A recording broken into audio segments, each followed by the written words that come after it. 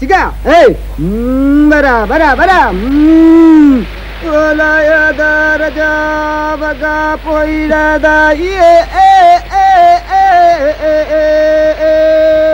ಚಿಗ ಚಿಗ ಚಿಗ ಚಿಗ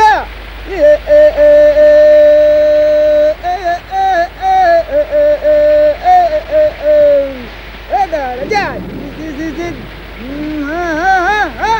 ಚಿಗ ಚಿಗ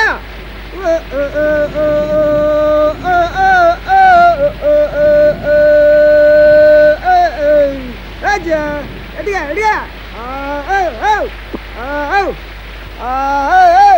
dia tarik kanan lagi raja chiga hey bara bara bara olayada raja baga poilada dia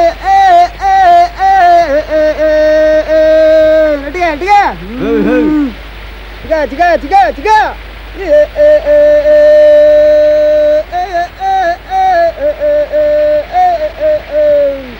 raja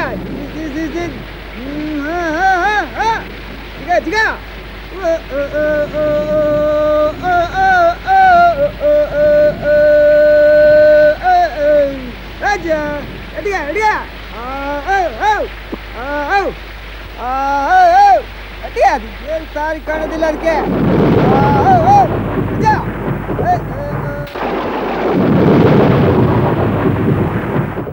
ಅವ ಸತ್ಯ ಹೋಗಿದ್ರು ಹತ್ತು ಕರೆದು ಪೂರೈಸ್ತಿತ್ತು. ಬದುಕಿತಾನೆ ಅಂತ ಹೇಳಿದ್ರು. ಎಲ್ಲಿದ್ದಾನೋ ಹಂಗಿದ್ದಾನೋ ಏನೇನು ಕಷ್ಟ ಪಡ್ತಿದ್ದಾನೋ. ಅವರು ಹೆಂಡತಿ ಮಕ್ಕಳೆಲ್ಲ ನೆನೆದು ಎಷ್ಟು ಗೋಳಾಡ್ತಾ ಇದ್ದಾನೋ.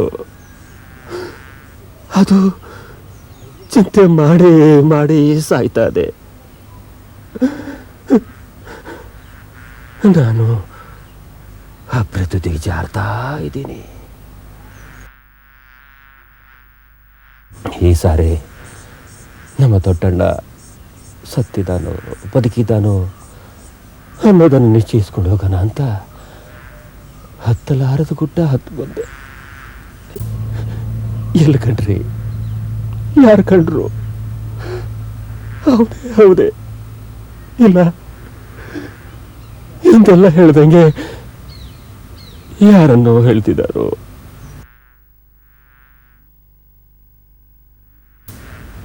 ಸಣ್ಣಯ್ಯ ಇತ್ ಬತ್ರಿಯಾ?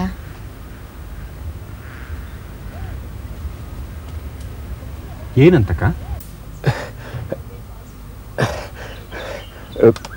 ಪಾತ್ರಿಗಳೇ, ನಿಮಗೆ ಊಟಕ್ಕೆ ಭಾಳ ಹೊತ್ತಾತು, ಮೊದಲು ಊಟ ಮುಗಿಸಿ. ನೋಡಂತಕ್ಕ, ನಮ್ಮ ದೊಡ್ಡಪ್ಪ ಇರಾಗ ನಾನು ಪಾದ್ರಿ ಜೊತೆ ಉಣ್ಣಕ್ಕೆ ಕೂರಲ್ಲ. ನಾನು ಐಗಳು ಒಳಗೆ ಕೂರ್ತೀವಿ. ಪಾದ್ರಿಗಳಿಗೆ ಹೊರಗೆ ಬಳ್ಳೆ ಹಾಕು ಆತ.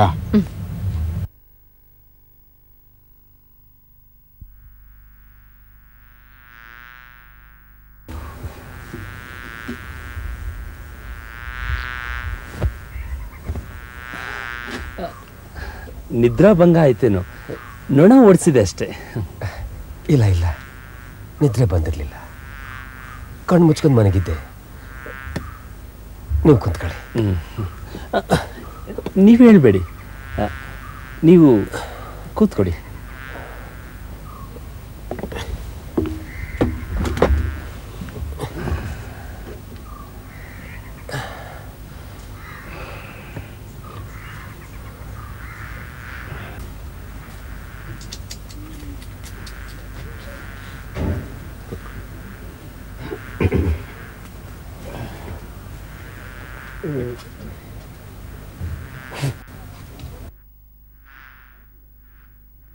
ಆ ದಿನ ನಮ್ಮ ಮಿಷನ್ ಆಸ್ಪತ್ರೆ ನೋಡಲು ಬಂದಿದ್ದ ಮಂಡಗದ್ದೆ ಸಿಂಧುವಳ್ಳಿ ಚಿನ್ನಪ್ಪ ಗೌಡರು ಸಾಯಂಕಾಲ ನಮ್ಮ ದೊಡ್ಡ ಗುರು ರೆವರೆಂಡ್ ಲೇಖಿಲ್ ಮತ್ತು ಲೇಡಿ ಡಾಕ್ಟರ್ ಮಿಸ್ ಕ್ಯಾಂಬೆಲ್ ಅವರ ಜೊತೆ ಸಾಯಂಕಾಲ ಹೊಳೆ ಕಡೆ ವಾಕಿಂಗ್ ಹೋಗಿದ್ದರು. ಅಂದರೆ ಸುಮ್ಮನೆ ಗಾಳಿ ಸೇವನೆಗಾಗಿ ತಿರುಗಾಡಲು ಹೋಗಿದ್ದರಂತೆ. ತುಂಗಾ ನದಿ ತೀರದ ಒಂದು ಕಡೆ ಬಯಲಿನಲ್ಲಿ ಗೋಸಾಯಿಗಳು ಬೀಡು ಬಿಟ್ಟಿದ್ದರಂತೆ. ನಮ್ಮ ರೆವರೆಂಡ್ ಸಾಹೇಬರು ಅವರು ಅಂಥ ಜನರನ್ನು ಕಂಡರೆ ಯೋಗಕ್ಷೇಮ ವಿಚಾರಿಸದೇ ಹೋಗುವುದಿಲ್ಲ. ಅವರು ಕನ್ನಡ ಭಾಷೆ ಚೆನ್ನಾಗಿ ಅಭ್ಯಾಸ ಮಾಡಿದ್ದಾರೆ, ಉಪನ್ಯಾಸವನ್ನು ಕೊಡಬಲ್ಲರು. ನಮ್ಮ ಮೇಗರವಳ್ಳಿ ಮಿಷನ್ ಸ್ಕೂಲ್ನ ಕಟ್ಟಡ ಮುಗಿದ ಮೇಲೆ ಅದನ್ನು ಪ್ರಾರಂಭ ಮಾಡೋ ಸಂದರ್ಭದಲ್ಲಿ ಅವರನ್ನೇ ಕರೀಬೇಕು ಎಂದಿದ್ದೇವೆ. ಆಗ ನೀವು ಅವರನ್ನು ನೋಡಬಹುದು ಮತ್ತು ಕನ್ನಡದಲ್ಲಿಯೇ ಮಾತನಾಡಲೂಬಹುದು. ನಮ್ಮ ಇಂಗ್ಲಿಷ್ ಜನರಲ್ಲಿ ಬಹಳ ದೊಡ್ಡ ಧರ್ಮಗುರುಗಳು ಅವರು. ದೊಡ್ಡಣ್ಣ ಹೆಗಡೆ ವಿಚಾರ ಹೇಳ್ತಿದ್ರಲ್ಲ, ಕಾವಿ ಬಣ್ಣದ ಬಾವುಟ ಅಲ್ಲಿ ಅಲ್ಲಿ ನೆಟ್ಟು 1-2 ಮಾರು ದೂರದಲ್ಲಿ ಬಣ್ಣ ಬಣ್ಣದ ತೇಪೆ ಹಾಕಿದ ಬಟ್ಟೆಯ ಸಣ್ಣ ಸಣ್ಣ ಡೇರೆ ಹಾಕಿಕೊಂಡಿದ್ದರಂತೆ. ಚಿನ್ನಪ್ಪ ಗೌಡರು ಅವುಗಳ ನಡುವೆ ಸುಮ್ಮನೆ ಕುತೂಹಲಕ್ಕಾಗಿ ಕಂಡವರೊಡನೆ ಮಾತನಾಡುತ್ತಾ ಹೋಗುತ್ತಿದ್ದರು. ಇದ್ದಕ್ಕಿದ್ದ ಹಾಗೆ ಅವರ ಗಮನ ದೊಡ್ಡಣ್ಣ ಹೆಗಡೆಯವರ ನೆನಪು ತರುವ ಹಾಗಿದ್ದ ಒಬ್ಬ ಗೋಸಾಯಿಯ ಮೇಲೆ ಬಿತ್ತು. ಅವನನ್ನು ಮಾತನಾಡಿಸಿದರಂತೆ. ಗಡ್ಡ ಮೀಸೆ ಕೆದರಿ ಬಿಟ್ಟಿದ್ದನಂತೆ. ತಲೆಗೂದಲು ಉದ್ದುದ್ದ ಬೆಳೆದು ಸಿಕ್ಕುಗಟ್ಟಿತ್ತಂತೆ. ಸುಮ್ಮನೆ ಇವರನ್ನೇ ದುರು ನೋಡಿದನಂತೆ. ಚಿನ್ನಪ್ಪ ಗೌಡರಿಗೆ ಅನುಮಾನ ಬಂದು ರೆವರೆಂಡ್ ಲೇಕಿಲ್ ಅವರಿಗೆ ತಿಳಿಸಿದರಂತೆ. ಅವರು ಯಜಮಾನ ಗೋಸಾಯಿಯನ್ನು ಪ್ರಶ್ನಿಸಿದಾಗ ಅವನು ಒಪ್ಪಿಕೊಂಡನಂತೆ. ಚಿನ್ನಪ್ಪ ಗೌಡರು ಕಂಡ ಗೋಸಾಯಿ ನಿಜವಾದ ಗೋಸಾಯಿ ಅಲ್ಲವೆಂದು ಕೆಲವು ವರ್ಷಗಳ ಹಿಂದೆ ತಿರುಪತಿಗೆ ಬಂದಿದ್ದ ಯಾತ್ರಿಕರು ಸತ್ತನೆಂದು ಬಿಟ್ಟು ಹೋಗಿದ್ದ ಯಾವನೋ ಒಬ್ಬನನ್ನು ತಮ್ಮ ಕಡೆಯವರು ನೋಡಿ ಜೀವವಿದ್ದಂತೆ ತೋರಿದ್ದರಿಂದ ಮದ್ದು ಕೊಟ್ಟು ಬದುಕಿಸಿಕೊಂಡರೆಂದು, ಆದರೆ ಅವನಿಗೆ ತನ್ನ ಪೂರ್ವದ ಜೀವನವೆಲ್ಲ ಮರೆತು ಹೋಗಿ ತಾನು ಯಾರು, ಎಲ್ಲಿಂದ ಬಂದವನು ಎಂಬ ವಿಷಯವನ್ನು ಯಾವುದನ್ನು ಹೇಳಲಾಗದೆ ಹೋದನಂತೆ. ಕಡೆಗೆ ಮಾತು ಕೂಡ ಆಡಲಾರದೆ ಮಂಗನಂತೆ ಗೋಸಾಯಿಗಳ ಸಂಗಡ ಅಲಿಯುತ್ತಾ ಇದ್ದನಂತೆ. ಅಲ್ಲ, ಗೋಸಾಯಿಗಳೇ ಮದ್ದು ಹಾಕಿ ದೊಡ್ಡಣ್ಣ ಹೆಗ್ಡೆಯರಿಗೆ ಹಿಂದೆ ಆಗಿದ್ದನ್ನೆಲ್ಲ ಮರೆತು ಹೋಗುವಾಗ ಮಾಡಿರ್ಲಿಕ್ಕೂ ಸಾಕು. ಯಾಕೆಂದ್ರೆ ಗೋಸಾಯಿಗಳು ಆ ವಿದ್ಯದಲ್ಲಿ ಖದೀಮರಂತೆ. ಹಾಗೇ ಇರಲಿಕ್ಕಿಲ್ಲ ಆಯ್ಗಳೇ. ಆ ಯಜಮಾನ ಗೋಸಾಯಿ ಪಾಪ ಆ ದಿಕ್ಕುಗೆಟ್ಟ ಅನಾಥನನ್ನು ತಾವು ಓದಲ್ಲೆಲ್ಲ ಕರೆದುಕೊಂಡು ಹೋಗಿ ಅವನ ಊರು ಮನೆ ವಾರಸುದಾರನ್ನು ಪತ್ತೆ ಮಾಡಲು ಬಹಳ ಪ್ರಯತ್ನ ಮಾಡಿದಾನಂತೆ. ಈಗಲೂ ಪ್ರಯತ್ನ ಮಾಡುತ್ತಲೇ ಇದ್ದಾನಂತೆ. ತಾವು ಅಲಿಯುತ್ತಾ ಹೋಗಿ ಬೀಡು ಬಿಟ್ಟ ಅನೇಕ ಊರುಗಳಲ್ಲಿ ವಿಚಾರಿಸಿದರಂತೆ. ಯಾರೂ ಗುರುತಿಸಲಿಲ್ಲವಂತೆ. ಹೀಗೆ ಸುಮಾರು 5 ತಿಂಗಳ ಹಿಂದೆ ಬೀರೂರ ಹತ್ತಿರ ಅವರು ಬೀಡು ಬಿಟ್ಟಿದ್ದಾಗ ಕತ್ತೆ ಹೇರೆತ್ತುಗಳ ಮೇಲೆ ಅಡಿಕೆ ಸಾಗು ಸಿಕ್ಕಿ ಅವರಲ್ಲೊಬ್ಬನು ತೀರ್ಥಹಳ್ಳಿ ಕಡೆ ಯಾರೋ ಒಬ್ಬರು ತಿರುಪತಿಗೆ ಹೋಗಿದ್ದವರು ತಪ್ಪಿ ಹೋಗಿದ್ದಾರೆಂದು ಬಹಳ ಕಾಲದಿಂದಲೂ ಹುಡುಕುತ್ತಿದ್ದಾರೆ ಎಂಬ ವದಂತಿ ಹೇಳಿದನಂತೆ. ಆದ್ದರಿಂದಲೇ ಅವರು ಈ ಕಡೆ ಬೀಡು ತಿರುಗಿಸಿ ಹೊರಟಿದ್ದಾರಂತೆ. ಬೇಡಿ ಬೇಡಿ ಪಾತ್ರೆಗಳೇ, ಇದರಲ್ಲಿ ಯಾವ ಅನುಮಾನನೂ ಇಲ್ಲ. ಅವ ನಮ್ಮ ತೊಟ್ಟಂಡಲ್ದೆ ಬೇರೆ ಯಾರು ಅಲ್ಲ. ಹೋಗೋಣ, ನಾನು ಬರ್ತೀನಿ. ಯಾಕಾರ ಮಾಡಿ ಅವನನ್ನು ಮನೆ ಕರ್ಕೊಂಡ್ಬಂದ್ರೆ ಸಾಕು. ಕಡೆಗೂ ಕಡ್ಬಿಟ್ಟ ನಮ್ಮ ತಿರುಪತಿ ತಿಮ್ಮಪ್ಪ. ಒಡೆಯ ಒಡೆಯ ಒಡೆಯ, ಕಾಪಾಡು ಕಾಪಾಡು ಒಡೆಯ. ಸ್ವಲ್ಪ ಸಮಾಧಾನ ತಂದುಕೊಳ್ಳಿ ಯಜಮಾನರೇ. ನಿಮ್ಮ ತಿರುಪತಿ ತಿಮ್ಮಪ್ಪ ಇನ್ನೂ ಪೂರ್ತಿ ಕಣ್ಣು ಬಿಟ್ಟಿಲ್ಲ. ಯಾಕೆ ಯಾಕೆ ಕಣ್ಣು ಬಿಡಬಾರ್ದವನು? ಅವನಿಗೆ ಸಲ್ಲಬೇಕಾದ ಕಾಣಿಕೆ ಕಿಣಿಕೆ ಋಣ ಎಲ್ಲ ತೀರಿಸಿ ಬರುತ್ತಿದ್ದಾಗ ತಾನೆ ನಮ್ಮ ದೊಡ್ಡ ಕಾಯಿಲೆ ಬಿದ್ದಿತ್ತು.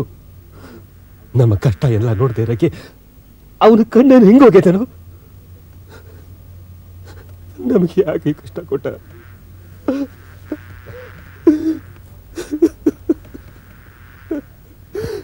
ಅಳಬೇಡಿ ಯಜಮಾನ್ರಿ, ದೇವರು ಒಳ್ಳೆಯದನ್ನು ಮಾಡ್ತಾನೆ. ಆ ಗೋಸಾಯಿ ಕಳೆದು ಹೋಗಿದ್ದ ದೊಡ್ಡಣ್ಣ ಹೆಗಡೆಯವರೇ ಹೌದು ಎನ್ನುವುದಕ್ಕೆ ಬೇಕಾದಷ್ಟು ಸಾಕ್ಷಿ ಸಿಕ್ಕಿದೆ. ತೀರ್ಥಹಳ್ಳಿಯ ದಾಸಯ್ಯನವರು, ಅವರ ಕೆಲವು ಪರಿಚಯಸ್ಥರು ಕೂಡ ಅವರನ್ನು ಗುರುತಿಸಿದ್ದಾರೆ. ಆದರೆ ಅವರಿಗೆ ನೆನಪು ತಪ್ಪಿ ಹೋಗಿದೆ. ಹಳೆಯದೊಂದು ಜ್ಞಾಪಕವಿಲ್ಲ.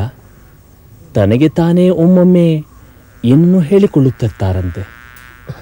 ಈಗ ಈಗೆಲ್ಲದನ್ನು ನಮ್ಮ ದೊಡ್ಡಣ್ಣ ತೀರ್ಥಹಳ್ಳಿ ಲಾಕಪ್ಪಿನಲ್ಲಿ. ಲಾಕಪ್ನಲ್ಲಿ ಯಾಕೆ? ಪೊಲೀಸರ ವಶದಲ್ಲಿ. ನೀವು ಯಾರೂ ಗಾಬರಿಯಾಗುವ ಅವಶ್ಯಕತೆ ಏನಿಲ್ಲ. ಯಜಮಾನ ಗೋಸಾಯಿ ಏನೋ ದೊಡ್ಡಣ್ಣ ಹೆಗಡೆಯಂತಿರುವ ಆ ಮೂಕ ಗೋಸಾಯಿಯನ್ನು ನಮ್ಮ ಕಡೆಗೆ ಒಪ್ಪಿಸಲು ಸಿದ್ಧನಾಗಿದ್ದ. ಆದರೆ ಆ ಗೋಸಾಯಿ ನಮ್ಮ ಜೊತೆ ಬರಲು ನಿರಾಕರಿಸಿದ. ಅಲ್ಲದೆ ಸಿಂಧುವಳ್ಳಿ ಚಿನ್ನಪ್ಪಗೌಡರಿಗೂ ತೀರ್ಥಹಳ್ಳಿ ದಾಸಯ್ಯನವರಿಗೂ ಹೊಡೆದೇ ಬಿಟ್ಟ. ಜೊತೆಗೆ ನಮ್ಮ ರೆವರೆಂಡ್ ಸಾಹೇಬರು ಒಂದು ವಿಚಾರ ಎಚ್ಚರಿಕೆ ಹೇಳಿದರು. ಅದು ಕಾನೂನಿಗೆ ಸಂಬಂಧಪಟ್ಟದ್ದು. ಏನಂತೆ? ಕಾನೂನಿಗೆ ಸಂಬಂಧಪಟ್ಟದ್ದ? ಆಮೇಲೆ ಅವನು ಒಂದು ವೇಳೆ ದೊಡ್ಡಣ್ಣ ಹೆಗಡೆ ಅಲ್ಲ ಎಂದು ಹತ್ತಿರದ ಸಂಬಂಧಿಗಳು ಹೇಳಿಬಿಟ್ಟರೆ ಯಜಮಾನ ಗೋಸಾಯಿಗೆ 2,000 ರೂಪಾಯಿ ಕೊಡುತ್ತೇವೆ ಎಂದು ನಾವು ಒಪ್ಪಿಕೊಂಡಿದ್ದೇವೆ. ಅವನು ದೊಡ್ಡಣ್ಣ ಹೆಗಡೆಯವರ ರಕ್ಷಣೆ ಪೋಷಣೆಗೆ ಖರ್ಚು ಮಾಡಿದ್ದೇನೆ ಎಂದು ಹೇಳುತ್ತಿರುವ 1,500 ಜೊತೆಗೆ ಅವನು ಮಾಡಿರುವ ಉಪಕಾರಕ್ಕಾಗಿ ಬಹುಮಾನ ರೂಪವಾಗಿ ಕೊಡುವ 500. ಆತ ದೊಡ್ಡಣ್ಣ ಹೆಗಡೆಯವರೇ ಹೌದು ಎಂದಾದರೆ ನಾವು ಕೊಡುವುದು ಹೆಚ್ಚಲ್ಲ ಅಂತ ಇಟ್ಕೊಳ್ಳಿ. ಅದು ಹ್ಯಾಂಗ್ ಹೆಚ್ಚಲ್ಲ ಅಂತೀರಿ ಪಾದ್ರಿಗಳೇ? ನಮ್ಮ ದೊಡ್ಡಣ್ಣ ತಿರುಪತಿಗೆ ಹೋದಾಗ ಅವ್ರ ಸೊಂಟದಲ್ಲಿದ್ದ ನವಣಾನೆ 1,000 ರೂಪಾಯಿ ಆಗ್ತಿತ್ತು. ಅದು ಕಿರು ಬೆಳ್ಳು ಗಾತ್ರ ಇತ್ತು. ಅವನ ಕಿವಿಯಲ್ಲಿದ್ದ ಒಂಟೆಗಳಿಗೆ ಸುಮಾರು ದುಡ್ಡು ಆಗ್ತಿತ್ತು. ಅವನ್ನೆಲ್ಲ ಕಿತ್ತಿಟ್ಕೊಂಡು ಇನ್ನು 2,000 ನುಂಗಬೇಕು ಅಂತ ಮಾಡಿ ನಿಮ್ಮ ಗೋಸಾಯಿ. ಅವನ ಮೇಲೆ ಫಿರ್ಯಾದೆ ಕೊಡ್ತೀನಿ ಹವಲ್ದಾರ್ ಹತ್ರ, ನನ್ನ ಮಗಂದೆಲ್ಲ ದೋಚ್ಕೊಂಡಾನೆ ಅಂತ. ಹೋಗ್ಲಿ ಬಿಡಿ ದೊಡ್ಡಪ್ಪಯ್ಯ, ಈಗ ಅದೆಲ್ಲ ಯಾಕೆ? ಮೊದಲು ಆ ಗೋಸಾಯಿ ನಮ್ಮ ದೊಡ್ಡಣ್ಣ ಹೌದಾ ಅಲ್ಲ ಅನ್ನೋದು ಗೊತ್ತಾಗ್ಲಿ. ಮಂಡಗದ್ದೆ ಲೇಡಿ ಡಾಕ್ಟ್ರು ಪರೀಕ್ಷೆ ಮಾಡಿ ಅದೇನೋ ಹೇಳ್ದಂಗತ್ತು ಅಂತ ಹೇಳ್ತಿದ್ರಿ ನೀವು? ಅವರು ಸಾಧಾರಣ ಪರೀಕ್ಷೆ ಮಾಡಿದ್ದಾರಷ್ಟೇ. ಆದರೆ ಅವನನ್ನು ಪೊಲೀಸ್ ಇನ್ಸ್ಪೆಕ್ಟರ್ ಸಹಾಯದಿಂದ ತೀರ್ಥಹಳ್ಳಿಗೆ ತಂದ ಮೇಲೆ ತೀರ್ಥಹಳ್ಳಿ ಆಸ್ಪತ್ರೆ ಡಾಕ್ಟ್ರೇ ಪರೀಕ್ಷೆ ಮಾಡಿ ಔಷಧಿ ಪಥ್ಯ ಎಲ್ಲ ನೋಡ್ಕೊಳ್ತಿದ್ದಾರೆ. ಅವನು ಕಾನೂನು ಪ್ರಕಾರ ಲಾಕಪ್ನಲ್ಲಿದ್ದಾನಷ್ಟೇ. ಆದರೆ ವಾಸ್ತವವಾಗಿ ಆಸ್ಪತ್ರೆ ಇರುವ ನಮ್ಮ ಮನೆಯ ಹಿಂಭಾಗದ ಕೋಣೆಯಲ್ಲಿ ಇಟ್ಟಿದ್ದೇವೆ. ನನ್ನ ಮಗಳು ಸಹಾಯ ಮಾಡ್ತಿದ್ದಾಳೆ. ಎಷ್ಟೋ ವರ್ಷ ಆಗಿರಬೇಕು ಆ ಪುಣ್ಯಾತ್ಮ ಸ್ನಾನ ಮಾಡಿ. ಅವನಿಗೆ ಕ್ಷೌರ ಮಾಡಿಸೋದಕ್ಕೆ ಪ್ರಯತ್ನ ಮಾಡಿದೆವು, ನಮ್ಮಿಂದ ಆಗಲಿಲ್ಲ. ಕ್ಷೌರದ ಕತ್ತಿಗೆ ಹಿಡಿದುಕೊಂಡು ಗಡ್ಡ ಕೂದಲು ಕತ್ತರಿಸಲು ಪ್ರಯತ್ನ ಮಾಡಿದೆವು, ಆಗಲಿಲ್ಲ. ಕ್ಷೌರದ ಕತ್ತಿನೇ ಹಿಡಿದು ಎಳೆಯೋದ್ರಲ್ಲಿದ್ದ. ಗಡ್ಡ ಕೂದಲು ಕತ್ತರಿಸಿದ್ರೆ ದೊಡ್ಡಣ್ಣ ಹೆಗಡೆ ಹೌದೋ ಅಲ್ಲವೋ ಎನ್ನುವುದು ಸಂಶಯಕ್ಕೆ ಆಸ್ಪದವಿಲ್ಲದಂತೆ ಹೇಳಿಬಿಡಬಹುದು ಅಂತಿದ್ದಾರೆ ತೀರ್ಥಹಳ್ಳಿಯ ದಾಸಯ್ಯ ಮತ್ತು ಅವರ ಮಿತ್ರರು. ಆ ಅಣ್ಣಪ್ಪಯ್ಯ ನೋಡಿದ್ರೇನು? ಕಾಫಿ ಹೋಟ್ಲಿಟ್ಟಿದ್ದಾರಲ್ಲ ಅವರೇ? ಹಾ, ಅವರೇ. ಕಾಡು ಕೊಂಕಣಿ ಗೌಡ ಸಾರಸೂತ್ರು. ಇಲ್ಲ, ಅವ್ರು ನೋಡಿಲ್ಲ. ಹೌದೇ? ಸರಿ. ಪಾತ್ರಿಗಳೇ, ನಮ್ಮ ಅಣ್ಣಪ್ಪಯ್ಯಗೆ ತೋರಿಸಿದ್ರೆ ಚಣದಲ್ಲಿ ಗುರುತಿಡ್ದು ಬಿಡ್ತಿದ್ದ. ಬಹಳ ಸೂಟಿ ಮನಸ್ಸ. ನಮ್ಮ ದೊಡ್ಡಣ್ಣ ಹೌದಾ ಅಲ್ಲ ಅಂತ ಕಡ್ಡು ತುಂಡು ಮಾಡಿದಾಗ ಹೇಳ್ಬಿಡ್ತಿದ್ದ. ಅವ ತೀರ್ಥಲ್ಲಾಗ ಹೋದಾಗ್ಲೆಲ್ಲ ಅಲ್ಲೇ ಉಂಡು ಮನೆಗಾನ. ಅವ ಬುರುಬುರಿ ಮಾಡ್ತಿದ್ದ ನೋಡಿ ಪಸಂದಾಗಿತ್ತದೆ.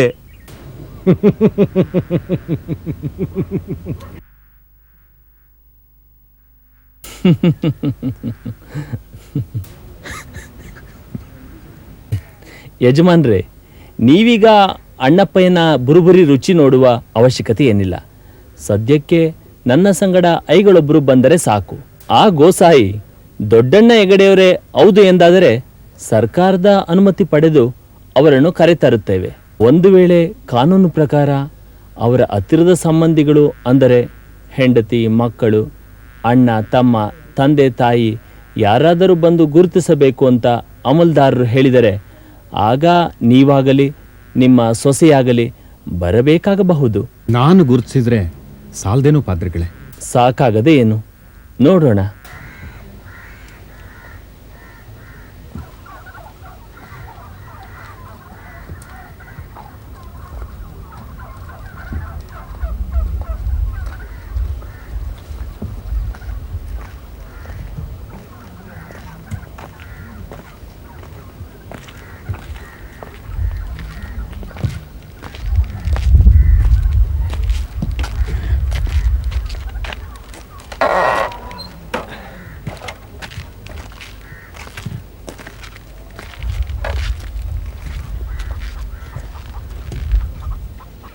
ಪಾದ್ರಿಗಳೇ, ನಾನು ಗಾಡಿ ಜೊತೆಲಿ ಬೆಟ್ಟಳ್ಳಿಗೆ ಹೋಗ್ತೀನಿ.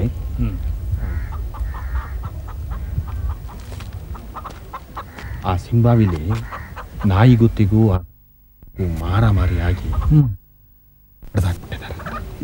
ಅವನು ಶಿಶುಷ ಮಾಡೋಕೆ ಅಲ್ಲಿ ತಗೊಂಡು ಹೋಗಿದ್ದಾರೆ. ನಾನು ಬೆಟ್ಟಳ್ಳಿಗೆ ಹೋಗ್ತೀನಿ. ಸೈಕಲ್ ಅದೆಯಲ್ಲ ನೀವು ಸೈಕಲ್ ತೊಗೊಂಡ್ಬೇಕಿದ್ರೆ ಸಿಂಬಾಳಿಗೆ ಹೋಗ್ಬ, ನಾನು ಬರೋಣ. ಆಯ್ತು.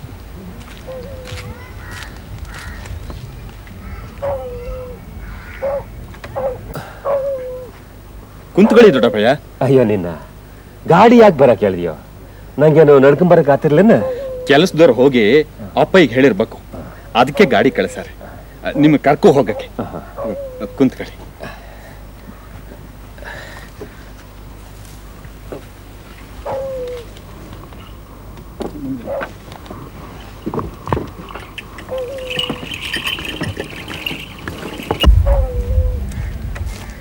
ಬನ್ನಿ ಈಗಲೇ ಪಂಡಿತರ ಬನ್ನಿ.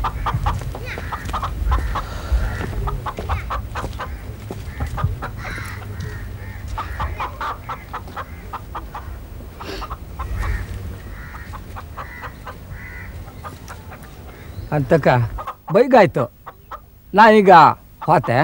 ನೀನು ಬಿಡಾರಕ್ ಹೋಪವ್ನ? ಅಯ್ಯೋ, ನೀನು ಹುಲಿಕಲ್ ಗುಡ್ಡ ಹತ್ತಿ ಇಳಿಕಲ್ದ ಮಾರಾಯ. ಮತ್ತಿ ಅಂತ ಮಾಡುದು? ಮಕ್ಕಳಿದ್ದಲ್ವೋ, ಏನೋ ಅಕ್ಕಾಣಿ ಪೋತಿಯ ಮಕ್ಕಳಿಗೆಲ್ಲ ಅಭ್ಯ ಹೇಳು. ಯಾರ ಪುಣ್ಯಾತ್ ಕಿತ್ತಿ? ಅವಳು ಎಂತ ಆಯ್ಕ ನಿಂಗೆ? ಅಪದಿ ಅಂತ ಇಲ್ಲ, ನಮ್ ಬಿಡಾರ ಪಕ್ಕದಂಗೆ ಪಿಜಿನ ಇಲ್ಯಾ, ಅವನು ಹೇಳ್ತಿ ಅದು. ಹಂಗಾರೆ ನಾ ಈಗ ಬತ್ತೆ. ಅಕ್ಕ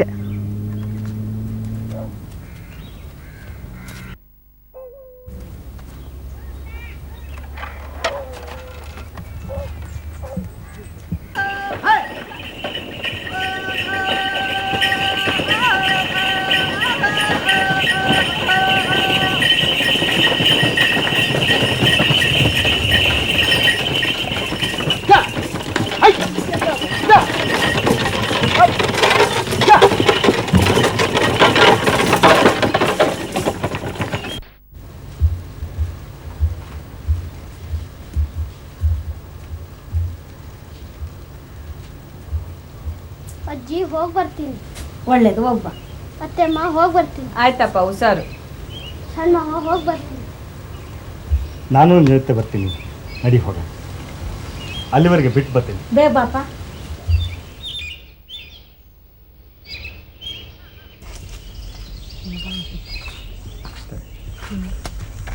ಏನ್ರೋ ನೀವು ಹೋಗ್ತೀರೇನೋ ಧರ್ಮ ಸಂಗಡ? ಇಲ್ಲ ಮಾವಯ್ಯ, ಸ್ವಲ್ಪ ದೂರ ಧರ್ಮನ ಹಳ್ಳದವರಿಗೆ ಕಳಿಸ್ಬರ್ತೀವಿ. ಹಾಂ ಸರಿ ಆಯಿತು. ಲೋ ಆಯ್ತಾ, ಎಚ್ಚರ ಕಣ. ಹಳೆ ಮನೆಗೆ ಧರ್ಮನ್ ಬಿಟ್ಟು ಹೊರಟು ಬಾ. ಕತ್ಲಾತು ಅಂತ ಅಲ್ಲೇ ಕೂತ್ಬಿಟ್ಟಿಯ? ಇಲ್ರಯ್ಯ, ಬಂದ್ಬಿಡ್ತೀನಿ.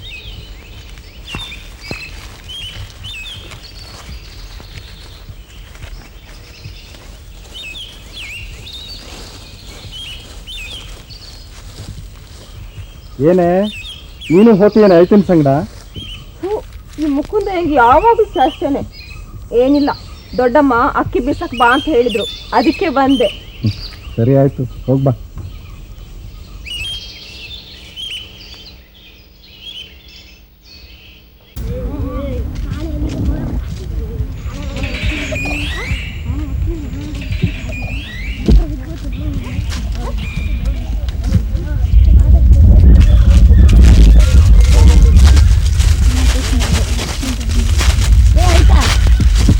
ಈ ಸರಿ ಎಷ್ಟು ಜನ ನೋಡಿಟ್ಟಿದ್ಯೋ?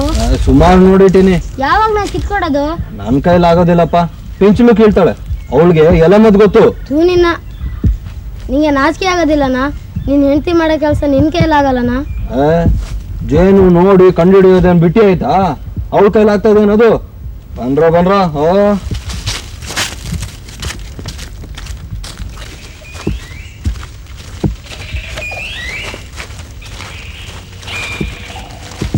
ಆಯ್ತಾ, ಈ ಹೊಂಡ ತಲುಪಬೇಕು ಅಂತ ಮಾಡಿದ್ವಲ್ಲೋ, ಮಣ್ಣಿನ ಮಳೆಗೆ ನೀರು ಭರ್ತಿ ಆಗೋದಲ್ಲೋ, ಏನ್ ಮಾಡೋದು? ಮುಂದಿನ ಮಳೆ ಬೀಳೋದ್ರೊಳಗೆ ಬತ್ಬೋದು, ಅವಾಗ ನೋಡೋಣ. ಓ ಹಳ್ಳ ಬಂತಲ್ಲ ತಿಮ್ಮಯ್ಯ, ಇನ್ನು ಹಿಂದಕ್ಕೆ ನಡೀರಿ. ಅರೆಕಲ್ಲವರೆಗೂ ಬರ್ತೀವೋ? ಬೇಡ ಕಣ್ರು, ಹುಡುಗರನ್ನ ಅಷ್ಟು ದೂರ ಯಾಕೆ ಕರ್ಕೊಂಡೋದ ಅಂತ ಅಮ್ಮ ನನಗೆ ಬೈತಾಳೆ. ನಿಮ್ ದಮ್ಮಯ್ಯ ಅಂತೀನ್ರು, ಹೋಗ್ರು ಹಿಂದಕ್ಕೆ. ಧರ್ಮು ಹೋಗ್ ಬರ್ತೀಯಾ? ಧರ್ಮು ಹೋಗ್ ಬರ್ತೀಯಾ? ಹೋಗ್ ಬರ್ತೀನ್ರು, ಎಲ್ಲ ಮನೆ ಕಡೆ ಹೋಗಿ.